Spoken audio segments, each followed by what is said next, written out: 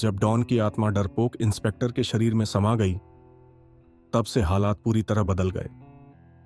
अस्पताल में होश में आते ही डॉन ने पहली बार खुद को इंस्पेक्टर की वर्दी में देखा। शीशे में अपना नया चेहरा देखकर पहले तो वह हैरान रह गया, लेकिन फिर उसकी आंखों में वही पुरानी शैतानी चमक लौट आई।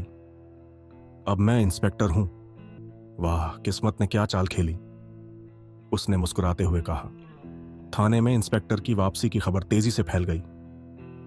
हवलदार रमेश, जो हमेशा उसके डरपोक स्वभाव का मजाक उड़ाया करता था, सबसे ज्यादा चौंका।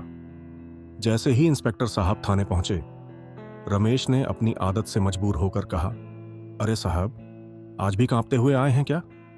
चलिए, आज पांव दबाने का काम जल्दी खत्म करवा लेते हैं। लेकिन आज का इंस्पेक्टर अलग था। उसकी आंखों में डॉन की आत्मा की चमक और निडरता थी।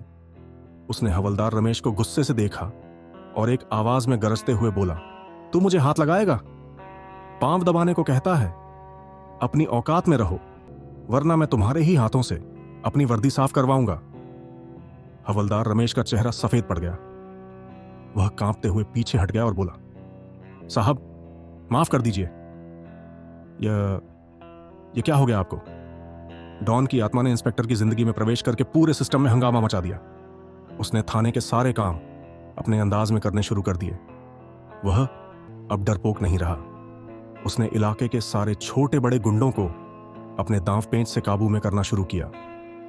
डॉन का दिमाग और पुलिस की ताकत का मेल ऐसा था कि वह हर केस को मिनटों में हल करने लगा। थाने के लोग हैरान थे कि यह इंस्पेक्टर अचानक इतना बदल कैसे गया। कोई उसे जादूगर इंस्पेक्टर कहने लगा, तो कोई अवतारी इंस्पेक्टर।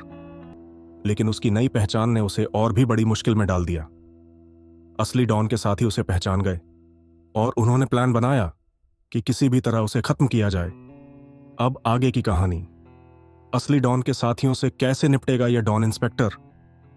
क्या डॉन की आत्मा हमेशा इंस्पेक्टर के शरीर में रहेगी या कोई और ट्विस्ट आएगा? क्या हवलदार रमेश की हालत और भी खराब होगी या वह भी अपनी चालें चलने की कोशिश करेगा?